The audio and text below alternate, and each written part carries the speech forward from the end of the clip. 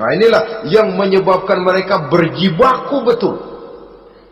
Bahkan ada satu riwayat itu, ada waktu-waktu tertentu di mana para setan ini laporan kepada iblis. Kalau ada yang laporan gagal, bukan main marahnya si iblis ini selaku komandan. Kata setan, Pak, saya gagal menggoda si fulan karena imannya kuat. Goblok kamu. Dengan apa kamu goda dia? Dengan kedudukan. Dia tidak mau. Tempuh dengan jalan lain, barangkali dengan harta. Kalau dengan harta tidak bisa, barangkali dengan wanita. Kalau dengan wanita tidak bisa, tempuh segala macam cara. Dan mereka yang laporannya enak, artinya berhasil menggoda banyak orang-orang beriman, itu kondisinya naik. Bahkan mendapat semacam piagam penghargaan sebagai kadar militan daripada iblis. Nah, mereka berusaha dengan segala macam cara mengumpulkan teman sebanyak-banyaknya. Kalau mereka sendiri sudah tahu pasti, sadar nasib saya di akhirat nanti pasti masuk neraka, diazab dan disiksa oleh Allah. Cuma saya begini ini lantaran ulahnya Nabi Adam dulu. Maka anak-anak cucu Nabi Adam harus menjadi teman-teman saya sebanyak-banyaknya guna menemani saya di dalam neraka.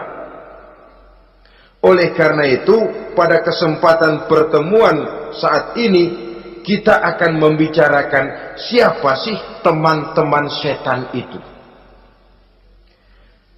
Diriwayatkan dari Wahab bin Munabbih bahwa pada satu hari iblis diperintahkan oleh Allah untuk datang kepada baginda Rasulullah sallallahu alaihi wasallam dan menjawab segala pertanyaan yang diajukan oleh baginda Nabi. Datang iblis dalam bentuk orang tua pakai tongkat.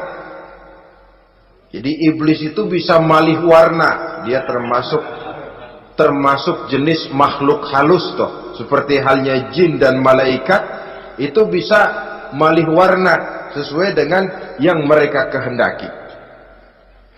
Ketika datang, baginda Nabi bertanya, "Man anta?" Siapa kamu? Dia jawab, "Ana iblis." Saya iblis. Jujur.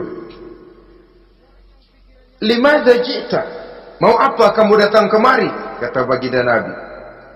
Dijawab oleh iblis, "Innallaha amaroni an atika wa ujibaka an kulli ma sa'altani." Allah memerintahkan saya untuk datang kepadamu dan menjawab segala pertanyaan yang engkau ajukan kepada saya. Nah, atas pernyataan ini baginda Rasul kemudian bertanya dengan dua pertanyaan. Pertanyaan pertama, iblis, "Kam ikhwanuka min ummati?" Ada berapa sih teman-temanmu dari golongan umatku? Dari golongan umatku, umat Islam ini, bukan orang lain. Kalau orang kafir sih sudah jelas, itu memang CS-nya iblis.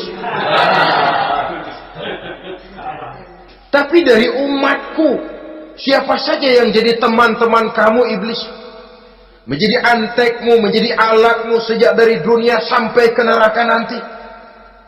Atas pertanyaan ini iblis menjawab, "Teman-teman saya dari golongan umatmu ya Muhammad, asyarun, ada 10 orang.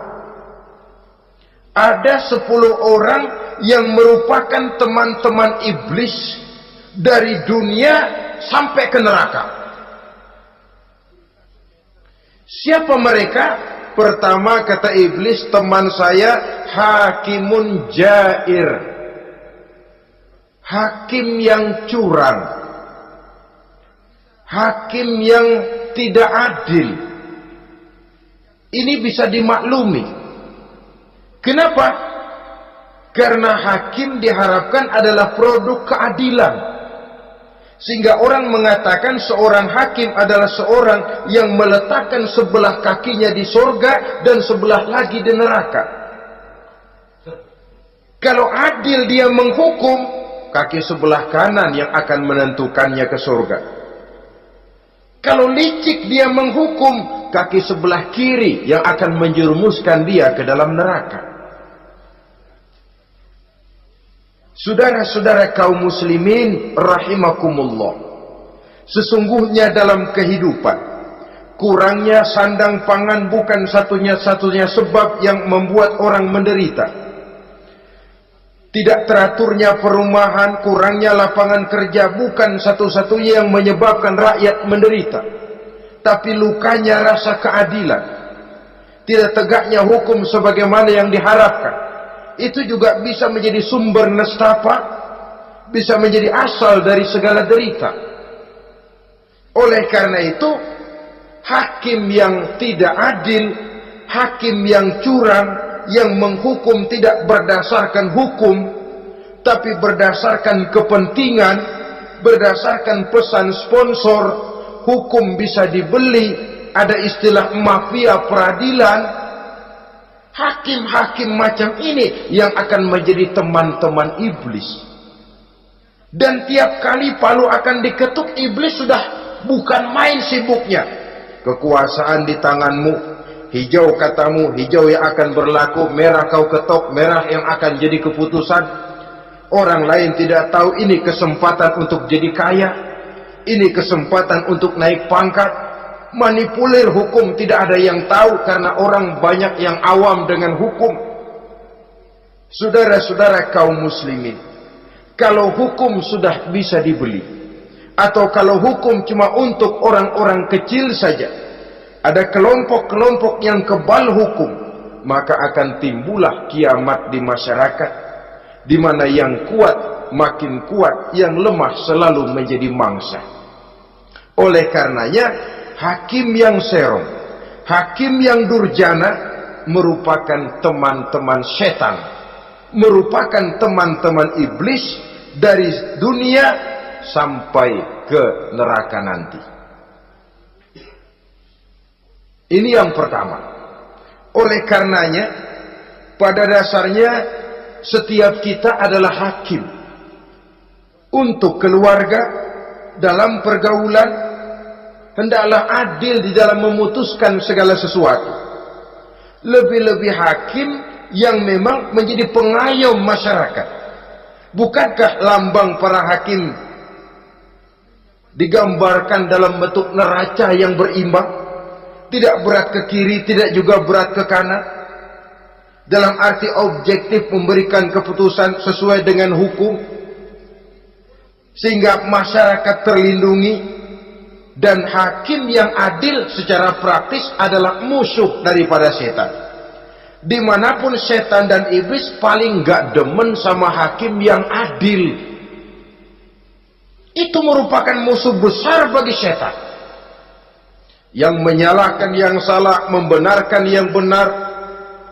Walaupun yang salah orang besar, yang benar orang kecil. Dan kita memang oleh baginda Nabi diajarkan satu doa, Allahumma arinal haqqa haqqa warzuqna tiba'ah.